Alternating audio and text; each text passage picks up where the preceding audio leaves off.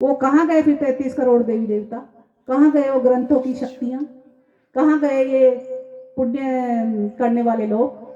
कहाँ गए ये राष्ट्र सेवक, धर्म देशभक्त, या जो हमें शक्ति और भक्ति का पाठ पढ़ाते हैं, धर्म और अध्यात्म की ये कहानियां सुनाते हैं, व्रत उपवास करने का प्रवचन देते हैं?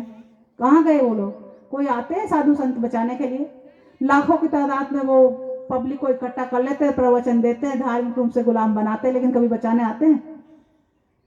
गाय को 33 करोड़ देवी देवताओं की प्रतीक के रूप में माना, लेकिन वो बीमारी लम्फी जब बीमारी आई तो किसी ने उनको छुआ भी नहीं। कीड़े मकोड़ों की तरह दयनीय हालत हुई थी इन गायों की, जो तो गौ माता कहते हैं। उन गौ माताओं के नाम पे पूरे देश भर में किस तरीके से नरसंहार किया गया था। जल जंगल जमीन और खेती की जमीन हथियाने का वो एक ब्रह्मास्त्र था इनके पास, ताकि जानवर रखना भी आप छोड़ दें।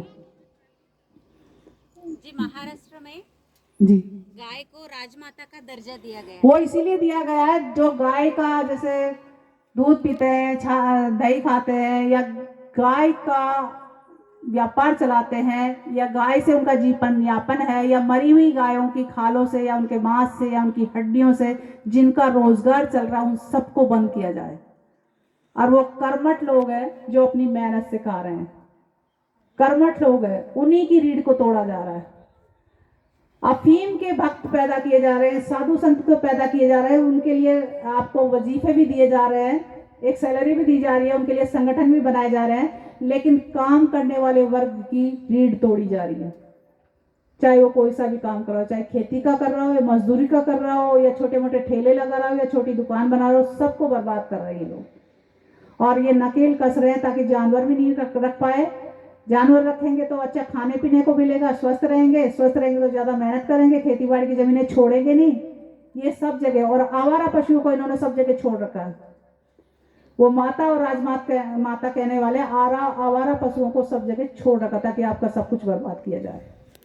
तो आपको इन धार्मिक और राजनीतिक और प्रशासनिक पचड़ों से बचना होगा, और अपनी भाषा, अपना साहित्य, अपनी संस्कृति को बचाते हुए राष्ट्रीय स्तर पर, जैसे भारत सरकार ने जनगणना में सभी को कॉलम दे रखे, चाहे वो हिंदू हो या मुस्लिम हो या सिख हो, ईसाई हो, जैन हो, बौद्ध हो, पारसी हो, वैसे आदिवासियों के लिए भी जनगणना में एक कॉलम की डिमांड तो अब तक करते रहे हैं, लेकिन अब उसको लागू करवाना होगा, क्योंकि उससे ही हमारी पहचान स्थायी हो पाएगी, उससे ही हमारी भाषाएं सुरक्षित हो पाएगी।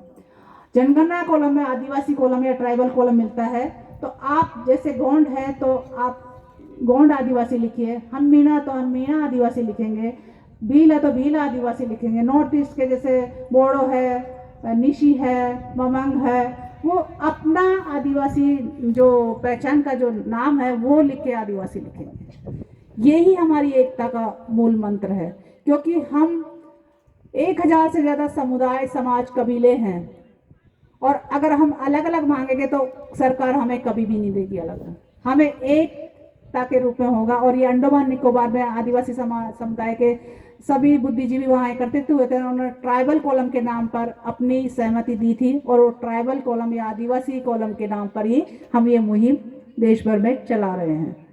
और हमारी मुहिम से अब राजनेता भी जो चुन के गए आदिवासी समाज से, राजकुमार रोज जी, उन्होंने उठाई है संसद में ये डिमांड।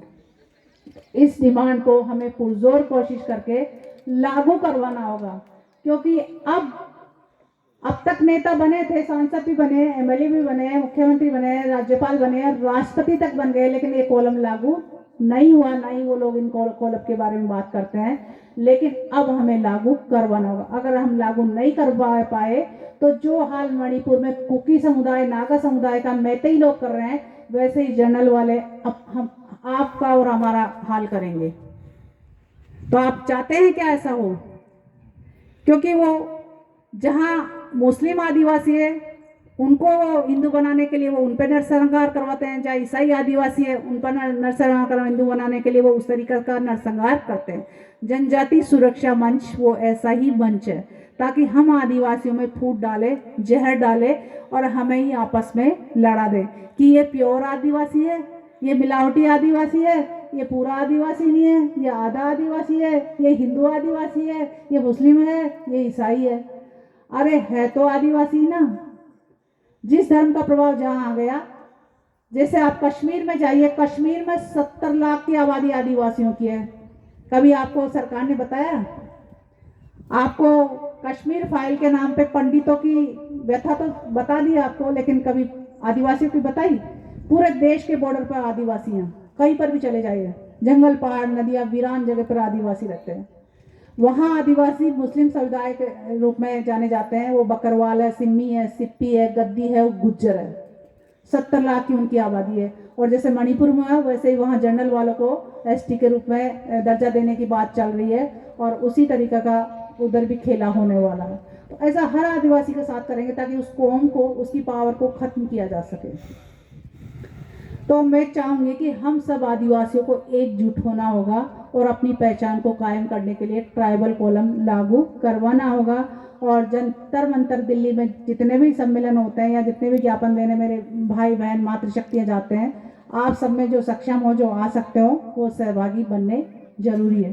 क्योंकि हमारे पूर्वजों ने इस देश, इस धरती, अपने स्वाभिमान, अपनी संस्कृति के लिए लहू बहाया है, संघर्ष किए हैं। तो क्या हम 2 कदम चल के नहीं जा सकते? क्या हमारे आने वाली पीढ़ियों की पहचान को बचाने के लिए हम उनका सहयोगी नहीं बनेंगे? बनेंगे ना। तो हमें इस डिमांड को लागू करना होगा और अपनी भाषा और संस्कृति को अपने अपने स्तर पर उसको सहेजना होगा, ताकि हम खुद उस पहचान को कायम रख पाएं। क्योंकि सरकारें ऐसा काम नहीं करेगी, वो दूसरी संस्कृतियों को बढ़ावा देने का काम करती है, वो आपकी अपनी पहचान को खत्म करने का काम करती है। तो आपकी अपनी पहचान जैसे पूर्वज अब तक बचा के लाए हैं, हमारे किले, महल, बावड़ियाँ, दर्रे, खाई, ये पेंठाने, हजारों साल पूर्वजों की जो मेहनत है, जो संघर्ष है, जो बलिदान है, जो उनकी सूझबूझ थी, उसके उदाहरण है। तो क्या हम लिखित रूप में ट्राइबल कॉलम लागू नहीं करवा सकते? करवा सकते हैं। इसके लिए हमें एकजुट होकर अपनी मांग स्थानीय स्तर पर, राज्य स्तर पर और राष्ट्रीय स्तर पर रखकर सरकार तक दबाव डलवाना होगा, ताकि हम इसको लागू करवाएं। हम नई चीज़ नहीं मांग रहे, ये ब्रिटिश गवर्नमेंट ने दे रखी थी, लेकिन भारत सरकार जब मतलब भारत में जो शासन व्यवस्था लागू हुई, ये काले अंग्रेज जब आए तो इन्होंने हमारी पहचान को गायब कर दिया। जैसे ग्रंथों में हमें दानव, दैत्य, असुर, राक्षस के रूप में दर्ज किया गया, तो वो असुर, दानव, दैत्य के पास ही सबसे ज़्यादा प्रॉपर्टी थी, इसीलिए उनको असुर, दानव, दैत्य कहा गया, ताकि वो देवता के रूप में उनको हथिया सके। हमारे समाज में विभीषण पैदा किए जाते हैं, हमारे समाज में बाली जैसे लोग, सुग्रीव जैसे लोग पैदा किए जाते हैं, ताकि वो उसी समाज का सफाया करें। प्रहलाद जैसे लोग पैदा किए जाते हैं। तो ऐसे प्रहलादों से, ऐसे सुग्रीवों से आपको बचना होगा, क्योंकि वही समाज का नरसंहार करते हैं। विभीषण रावण का भाई था ना, अगर कहानी को सच माना जाए तो। एक भाई को दूसरे भाई से लड़ाकर हत्या किसने? राज। तो ये जो ब्राह्मणवादी व्यवस्था है, या ये जो आरएसएस की सरकार है, ये फूट डालो राज करो की नीति अब सरेआम कर रही है। सब में इसी तरीका का जहर खोल रही है। पूरे देश में आपने राष्ट्रीयता के नाम पे, देश प्रेम के नाम पे बहुत कुछ खेला देखा है इन 13-14 सालों में। तो इस खेले से बचते हुए आप अपनी सब चीज़ों को सहेजिए, शांतिपूर्ण तरीके से रहिए, अपने स्वास्थ्य का ध्यान रखिए। अच्छी शिक्षा मिल रही है तो बच्चों को अच्छी एजुकेशन दीजिए, और अपने जो भी क्या बताऊं, बुरे जो आचरण है या बुरे जो शौक है, चाहे दारू पीना हो या गुटखा खाना हो, तंबाकू खाना हो, ये सब छोड़ दीजिए, क्योंकि ये आपकी अपनी बर्बादी के संकेत है। चाहे बीड़ी सिगरेट पीते हो, बीड़ी सिगरेट पीने वाला, दारू पीने वाला, गुटखा खाने वाला अपनी चिता खुद जलाता रहता है। वो जिंदा तो रहता है लेकिन चिता खुद जलाता रहता है। वो अंदर ही अंदर बीमारियों को इतना घेर लेता है कि वो परिवार को बर्बाद कर देता है। तो क्या आप चाहते हैं कि आप अपने परिवार को बर्बाद करके जाएं? तो इन बुरी आदतों को आप आज से ही छोड़ दीजिए, अपनी पुरखा प्रकृति और परंपराओं को सहेजिए और अपनी टोटम व्यवस्था के अनुसार अपने धार्मिक कार्यों को संपन्न करवाइए। अपने जो भूमिका है, मुठवापोई है, अपनी जो मातृशक्तियाँ हैं, उन सब के मार्गदर्शन में जो समाज को, परिवार को दिशा देने वाले मूल्य हैं, आदर्श है, उन सब को सहेजिए और सबके सहयोगी बनिए और सब मिलजुल के रहिए। इतना ही कहकर मैं अपनी वाणी को विराम देना चाहूँगी और अपने पूर्वजों को याद करते हुए, सबको नमन करते हुए, सबको सेवा जोहार कहना चाहूंगी।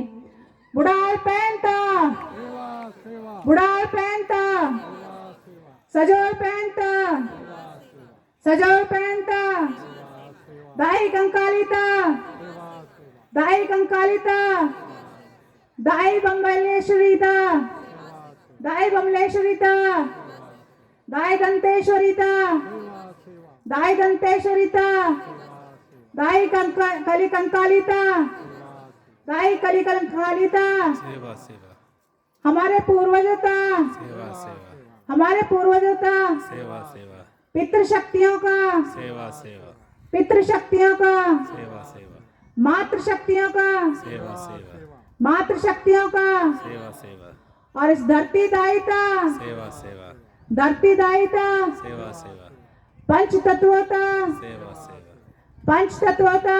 सेवा सेवा। आप सभी को सेवा जोहार, सादर प्रणाम और नमस्कार। सेवा सेवा।